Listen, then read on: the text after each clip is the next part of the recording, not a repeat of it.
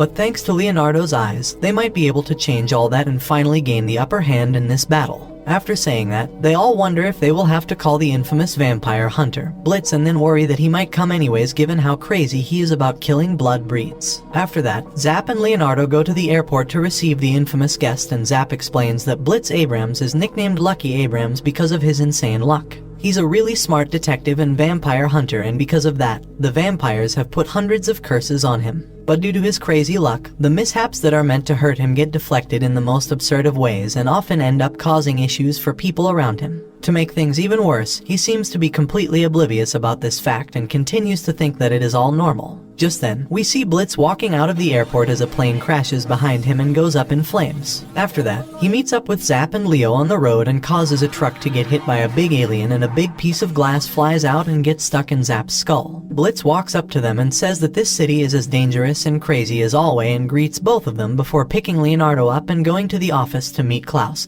and the others. Klaus seems to hold him in high regards and thinks of him as his mentor, while the others think of him as a catastrophic genius. After saying his greetings, he takes out a suitcase and shows a hand inside of it that seems to be holding onto a piece of paper. He tells Leonardo to take a look at it with his eyes and explains that the paper seems to hold the names of the 13 elders. He further explains that the 13 elders refer to the 13 strongest blood breeds that have unique powers and are considered to be at the top of their ranking system. Their organization has only come across one of them in all their existence, and it cost a lot of lives to get that little bit of information on that paper. To vampires, their names are sacred and one can say them to seal them once and for all. Leonardo takes a look and sees some characters, but then his vision starts getting bright, and he feels pain in his eyes. After that, they go to the center of the city called Yggdrasil Central, and it takes us to the lowest point in this world that is closest to beyond. People think that the 13 elders reside in that pit called the Eternal Nothingness, and Blitz wants Leonardo to confirm if that's the case or not. Leo takes a look down and all the information overload his eyes and brain until his vision cracks and eyes start bleeding. He gets down and says that it's not even a matter of 10 seconds or 20 seconds as the whole place was covered in red, noting how it's filled with elder-class blood breeds. While they are busy doing this experiment, Steven and KK head towards Stomcrete Avenue Station, where a couple of elders have shown themselves while feeding on some humans. The FBI asks for their help as they are getting obliterated by them. Steven and KK walk inside the station and find both of them after defeating a couple of their ghouls easily. After that, they engage in a 2 versus 1 battle against the girl blood breed, who easily beats both their asses and laughs at their petty magic tricks, referring to their blood martial arts. She explains that their special techniques might have a poisonous effect on the blood breeds, but it's nowhere near enough to overcome their regenerative powers. While this is happening, Klaus and the others hurry towards their location in hopes of sealing the blood breed using Leo's eyes, which enables him to see their true names. The fight continues until it looks like Steven and KK are done for, but then Klaus jumps off the train and beats the man down and then uses his brain grid form 999 Eternal Coffin prison seal while saying the girl blood breed Jerica's name and seals her into a tiny blood cross. After that, they all walk out with Steven and KK's beat up asses and get back to their daily routines. Leonardo decides to go pay White a visit at the hospital and finds out that she was hiding in the graveyard because she got bored being locked up in her hospital room. Leonardo walks her back to the room and she seems mad at him for some reason. He tries to ask her, but she simply pouts and ignores him. After that, he goes back to his delivery duty and wonders what she was mad about while getting bullied by Zap as always. He offers to grab something to eat together and starts driving him to a food corner, but on their way they become victim to a living monster truck that starts following them and eating everything in its way. The incident soon starts getting broadcasted on the TV, and Klaus and Blitz immediately understand that it is none other than one of the 13 kings of the city, named Aligura, the Queen of Monomania. They think that she must have decided to get her boyfriend back and goes to Hellsalem's Lot's largest prison to break him out. The man turns out to be a hybrid who has 2 people living in one body, which officially and logically earns him the right to be the only person to be able to use the they, them pronouns and not if someone questioned their sanity. The handsome guy's name is Dog, while the living blood alien inside his veins is named Brody, and they are basically the cheap copy of Venom from the Craigslist of Spider-Man universe. They are often kept bound in the prison, but sometimes Libra asks for their help with their cases. Klaus opens their seal and tells them that their crazy girlfriend is coming to get them. On the other hand, we see Leonardo flying into the air from one of the crazy jumps that Zap makes with the scooter, and he ends up literally hanging by a thread at the monster truck. Just then, Aligura walks out and captures him and says that he would be a good company for her as she was getting bored. She then starts rambling about how she had the perfect boyfriend but he was simply ugly. So she went and found the hottest guy she could find and then chopped up her boyfriend into a blood mess and put him into the handsome guy's body after draining his blood out. This way she brought the man of her dreams into reality with the perfect personality and the perfect looks. Hearing this, Leonardo confirms that she is just as crazy as your average girlfriend and starts wishing for Klaus to come in and save him like always. Meanwhile, Aligura manages to find Dog and Brody traveling with Klaus. She calls out to them but they turn into their venom form and punch the truck down with their full force. The attack slows the truck down but also sends them kilometers away from the rebound. Seeing this, Steven makes a plan and calls Leonardo and tells him to use his ability to make the monster truck go towards the local park.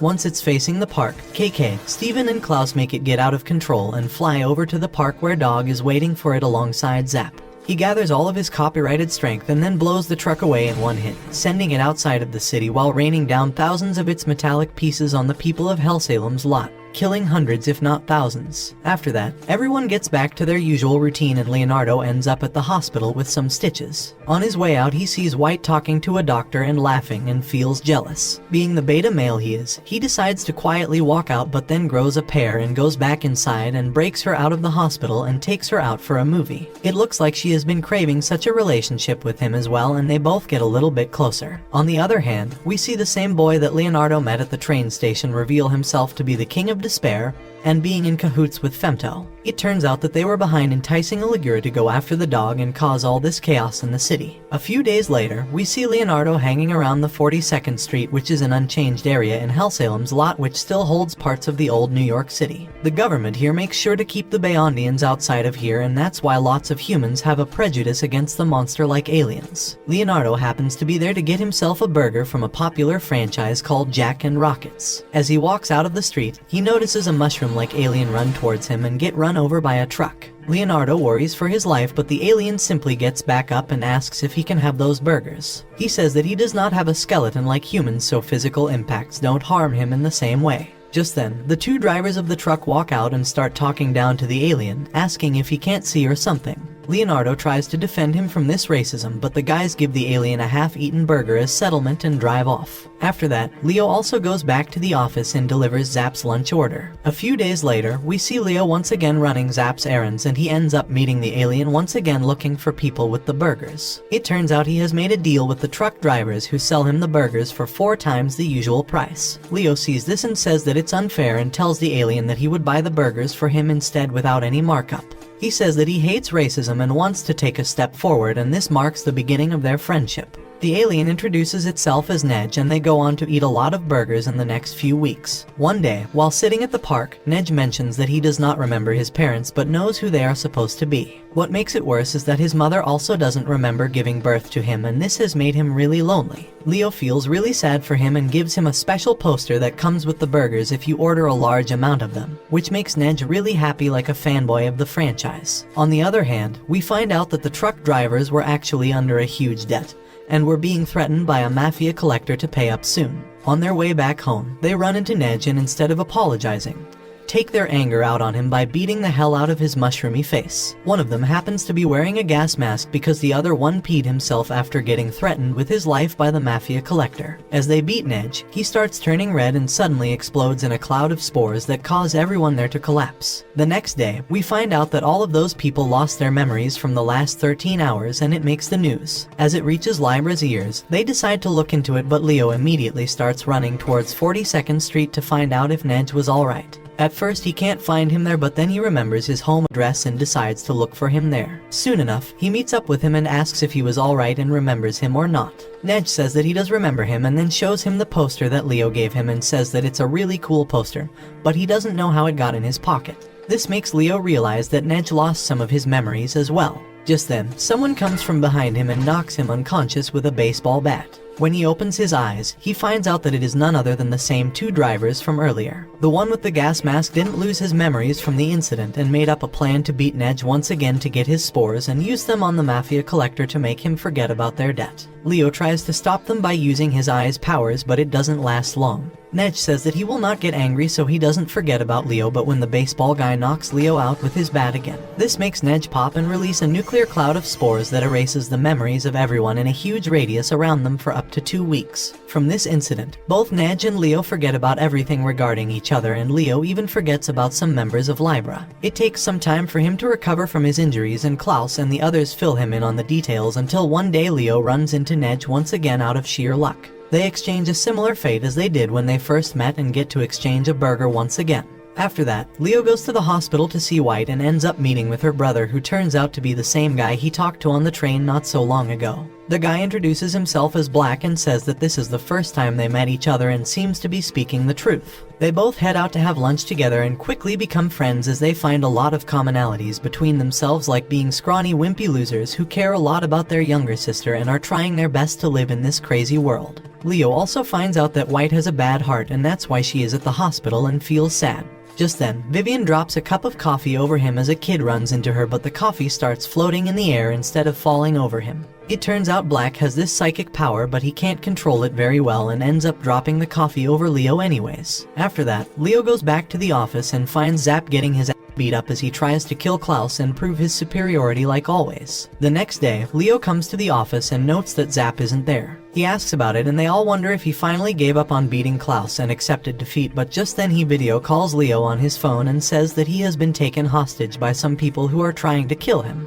He asks Klaus for help and cuts the call, and we find out that he was just pretending to be in trouble and in reality had made a bet with the owner of an underground hand-to-hand fighting arena to whom he owes a huge debt. He says that Klaus will definitely come and fight for him given how he cares about his friends and would defeat all of his people in the ring. The owner takes him up on this offer and we see Klaus heading towards the arena with Leo. Once there, he gets inside the ring and says that he's there to get his colleague back, but the announcer says that he must defeat a number of opponents and then he can take his guy back. Klaus agrees and his first fight begins with a blonde human fighter. He knocks him down in one punch and then goes on to face a multi-limbed alien monster. Klaus throws a barrage of punches and then twists all of its limbs like a cockroach. After that, he faces a bunch of opponents and beats them up in a similar manner. Watching him fight so elegantly, the owner of the ring gets excited and jumps down from the booth and into the ring. He faces Klaus and requests a duel and they both start fighting. He notes how his fighting style resembles that of a Spartan with a spear and a shield. He attacks with HSI right and keeps up a strong defense with his left, but doesn't resort to grabbing or pushing or pulling techniques. He calls him naive and continues to exchange blows with him until Klaus decides to use his left hand to punch him and ends up blowing his head apart.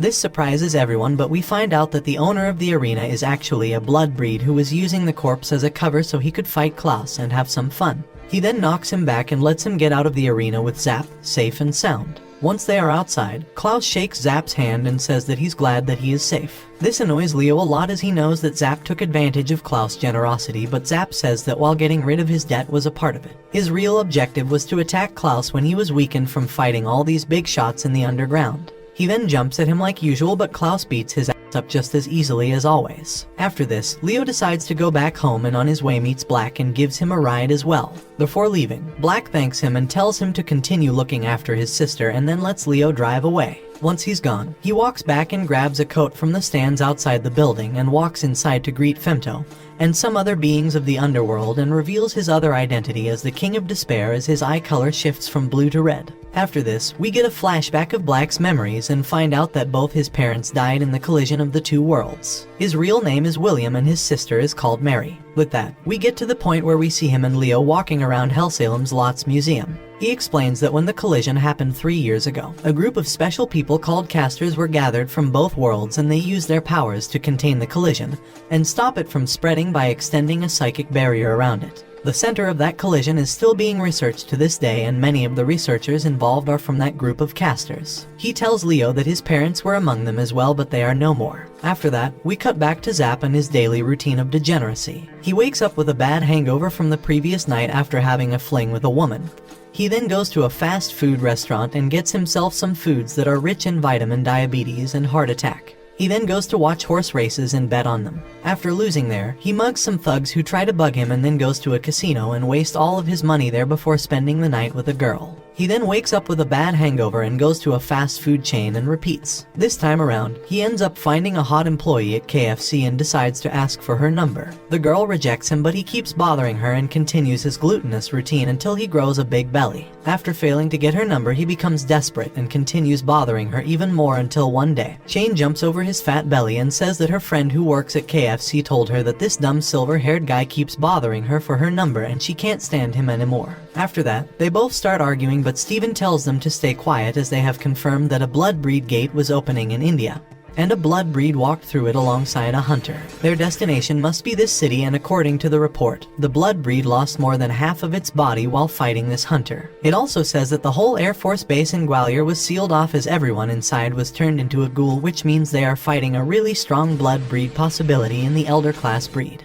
That's why they are asking for Klaus to help seal the monster instead of taking it down, and they wonder who this hunter is that is going after such a strong vampire. Just then, KK reports that she sees their target at the top of the castle in the Sky building, and we see the two monsters fighting like Superman and destroying everywhere they step on. KK, she and Steven save a kid from getting turned into a squash patty and then head towards the fighters facing each other. Thanks to the reflection from the glass behind them, they manage to figure out who the blood breed was and attack it with their abilities. But for some reason, the hunter suddenly starts chasing after Zap down the street. This confuses KK and Steven, but then they see the blood breed break off its attack organs and start regenerating. This makes them worried as they prepare for a deadly assault from the vampire.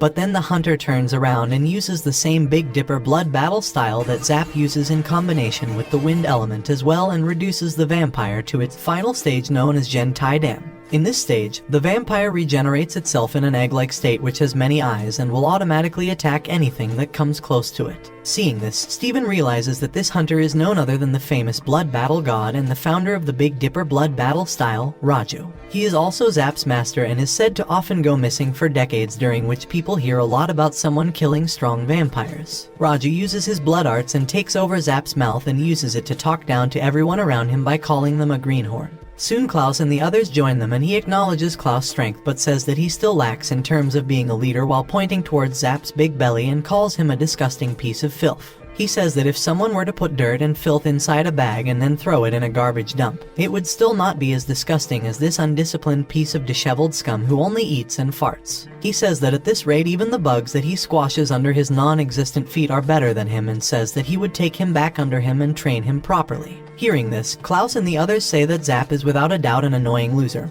but at the same time he's an irreplaceable part of their organization and request him to reconsider his decision. Raju thinks about it and says that if Zap manages to unarm the Gen Tai Dan by destroying all its eyes, then he would let him stay with Libra. Otherwise he would drag his untidy ass back to the jungle and train him like Garp trained Luffy. Klaus says that it would be hard for even Zap, but Zap steps up and says that if his master says that he has to do it, then there must be a good reason for that, and decides to do it. He walks right in front of the egg and Raju sets up a blood barrier around them to contain the damage while keeping Zap inside. Zap tries to take a step forward, but the egg attacks him and he barely manages to keep his head. He starts crying thinking he would die, but then remembers what would happen if he fails to do so and how his master is an evil masochist who enjoys torturing him in the name of training and tries to motivate himself. But this ends up making him even more depressed and he starts losing hope, but then Chain pretends that she got a call from her friend from KFC who seems to be interested in Zap now and wants him right now.